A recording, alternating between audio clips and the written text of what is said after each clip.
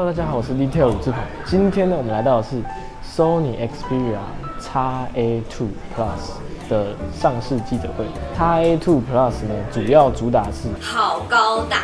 好是什么呢？就是刚刚提到的相机好。那高是什么呢？就是高效呢。然后大呢，就是大电量啦。那它这次的相机好是有搭载了景深模式，还有超广角的自拍。它的这个超广角自拍呢，就按一下这个，这边很多人这个叫做超广角自拍，它可以拍120度的广角，也景深模式是这样子。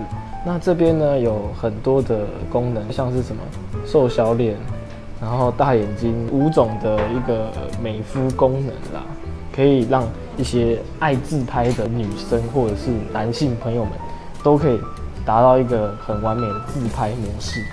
那再来，它的相机的主镜头是2300万，在录影的部分呢，它是搭载了4K HDR 的模式，超强，真的，我真的觉得超越旗舰。可是拍出来怎么样，还是要看实际录出来的感觉啦。再来呢，我要介绍的是第二个高效能，它这次搭载的是花抗 S630处理器，记忆体跟储存空间呢有6G RAM、64G ROM， 让你在玩一些小游戏或者是像吃鸡啊，大型的游戏其实都还是够用的，跑得动的。再来我要讲到第三个大电池，它的这次主打的是3580的大电池，让你使用的时间可以更长更久。那它也有支援 Stamina 智慧省电 QC 3.0 Type C 的快速充电。大家可以看到我身上这个耳机，是因为它这次把旗舰等级的音效都放到了 XA2 Plus 里面。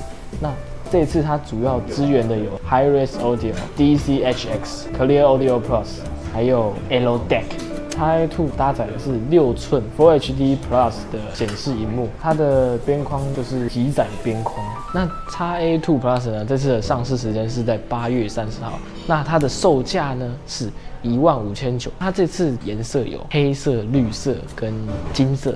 好，这次影片结束了。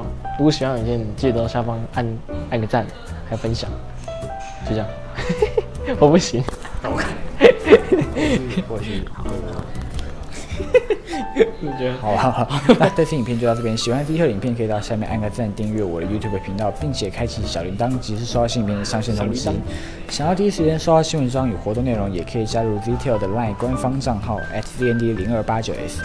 还有更多更及时、最新鲜、最丰富的原创开箱体验、评测内容，还是在 Detail 官方网站 detail.com.tw。我是 Detail 胡志璇，我是 Detail 吕志鹏，我们下次再见，拜拜，拜拜。这一段好好练练，你讲第2次了，你讲第2次了。